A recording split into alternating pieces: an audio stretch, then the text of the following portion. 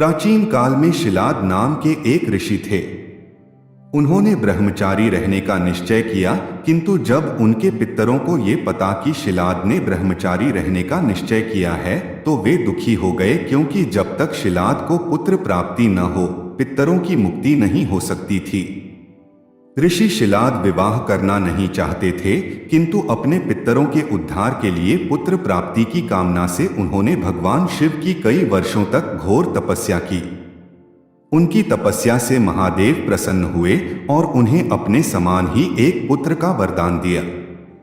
उसके कुछ समय बाद ऋषि शिलाद को भूमि को जोतते समय एक पुत्र की प्राप्ति हुई, जिसे देखकर उन्हें अत्यंत आनंद हुआ।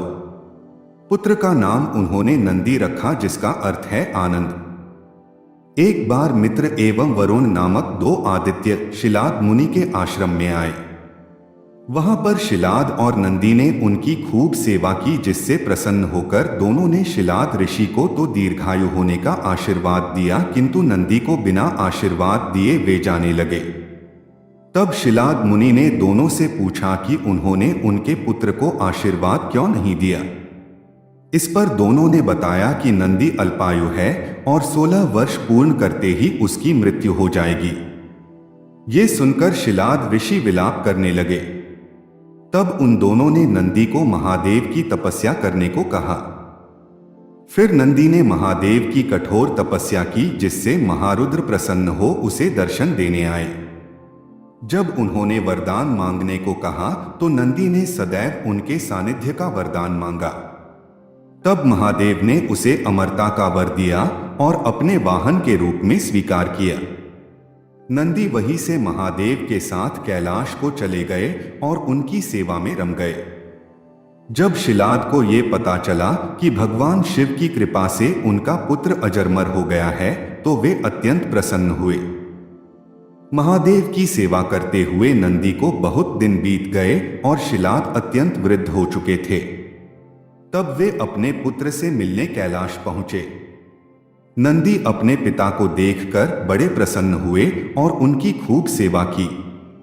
तब शिलाद ने उनसे साथ चलने को कहा, किंतु नंदी ने उनकी आज्ञा ये कहकर ठुकरा दी कि उनके जीवन का उद्देश्य केवल भगवान शिव की सेवा करना ही है।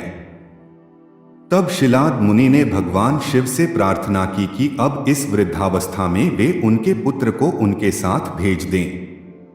ये सुनकर भगवान शंकर ने उन्हें अपने पिता के साथ जाने की आज्ञा दी। नंदी महादेव की आज्ञा मानने को विवश थे, इसी कारण भरे मन से वे शिलाद के साथ लौट तो गए, किंतु उनके प्राण कैलाश में ही रह गए। अपने आराध्य से दूर होने के कारण नंदी का स्वास्थ्य प्रतिदिन बिगड़ने लगा। तब शिलाद ने उसका विवाह मरुत कन्या सुईषा से करवा दिया, ताकि गृहस्थ जीवन में वे रम जाएं, किंतु इसका नंदी के स्वास्थ्य पर कोई प्रभाव नहीं पड़ा और वे शीघ्र ही मरणासन्न अवस्था में पहुंच गया। जब शिलाद मुनि ने देखा कि उनके पुत्र के प्राण संकट में हैं, तब उन्होंने भगवान शिव से उसे बचाने की प्रार्थना की। अपने भक्त को इस अवस्था में देखकर वे तुरंत आश्रम पहुंचे और नंदी को स्वस्थ कर दिया। तब शिलाद मुनि समझ गए कि नंदी महादेव के बिना जीवित नहीं रह सकता, इसीलिए उन्होंने उसे सुईषा के साथ कैलाश जाने की आज्ञा दे दी। एक बार महादेव देवी पार्वती के साथ अंतःपुर में थे और उन्होंने नंदी को द्वार की रक्षा करने को कहा। तभी वहां महर्षि भृगु आए और महादेव के दर्शनों की इच्छा जताई, किंतु नंदी ने उनसे कहा कि महादेव की आज्ञा अनुसार वे द्वार से नहीं हट सकते। इस पर महर्षि भृगु क्रुद्ध हो गए और उन्होंने नंदी को श्राप दिया कि वो जल्दी ही किसी के हाथों परास्त होगा। जब भगवान बाहर आए तो नंदी की स्वामी भक्ति से बड़े प्रसन्न हुए और उसे समस्त शिवगणों का अधिपति बना दिया और नंदीश्वर की उपाधि दी। कुछ काल के बाद राक्षसराज रावण कैलाश पहुंचा और नंदी ने उसे रोका। तब रावण और नंदी के बीच भयंकर युद्ध हुआ, किंतु भृगु के श्राप के कारण रावण ने नंदी को परास्त कर दिया। उसे परास्त करने के बाद रावण ने उसे पशुमुख कह उसका उपहास किया।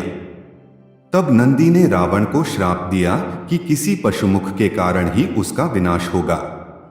उसी श्राप के कारण ही महादेव ने हनुमान के रूप में रुद्रावतार लिया और समस्त लंका को जलाकर भस्म कर दिया। नंदी को स्वामी भक्ति के साथ साथ बल और कर्मठता का प्रतीक भी माना गया है। श्रीराम के अश्वमेघ यज्ञ के समय जब श्रीराम की सेना ने वीरमणि के राज्य पर आक्रमण किया तो शिवगणों के साथ उनका भयानक द्वंद्व हुआ।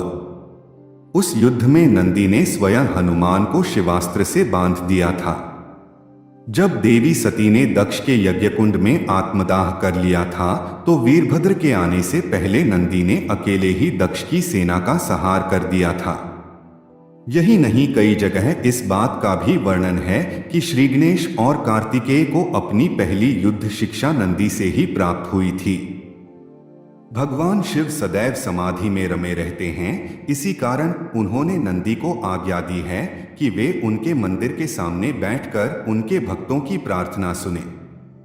इसी कारण हरेक शिव मंदिर में नंदी की प्रतिमा होती है और भक्त अपनी प्रार्थना उनके कान में कहते हैं, जो सीधे महादेव तक पहुंचती है। बिना नंदी की प्रतिमा के शिव मंदिर अधूरा माना जाता है। नासिक के पंचवटी में एकमात्र ऐसा शिव मंदिर है जहां नंदी की प्रतिमा नहीं है। कहते हैं कि ब्रह्मा के 5वें सिर को काटने के कारण भगवान शंकर को ब्रह्महत्या का पाप लग गया। तब पंचवटी में गोदावरी के समीप उन्हें एक बछड़ा मिला जो नंदी था। उसने भगवान शिव को गोदावरी के रामकुंड में स्नान करने को कहा। ऐसा करने पर वे ब्रह्महत्या के पाप से मुक्त हो गए और उन्होंने नंदी को उस स्थान पर अपना गुरु माना और अपने सामने बैठने से मना कर दिया। नंदी के विषय में एक कथा समुद्र मंथन की आती है। समुद्र मंथन में जब हलाहल निकला तब महादेव ने उसे पी लिया, जिससे उनका कंठ नीला हो गया। हलाहल पीते समय कुछ बूंदें धरती पर गिर गई। जब नंदी ने महादेव का कंठ देखा तो उसे बड़ा दुहक हुआ और उसने धरती पर पड़ी हलाहल की बूंदों को अपनी जीभ से साफ कर दिया। इसे देखकर सभी हैरान रह गए और नंदी से इसका कारण पूछा। तब नंदी ने कहा कि जिस कष्ट को उनके स्वामी ने ग्रहण किया है वही कष्ट उसने भी ग्रहण किया। इसे देखकर देव एवं दैत्यों ने एक स्वर से नंदी की प्रशंसा की।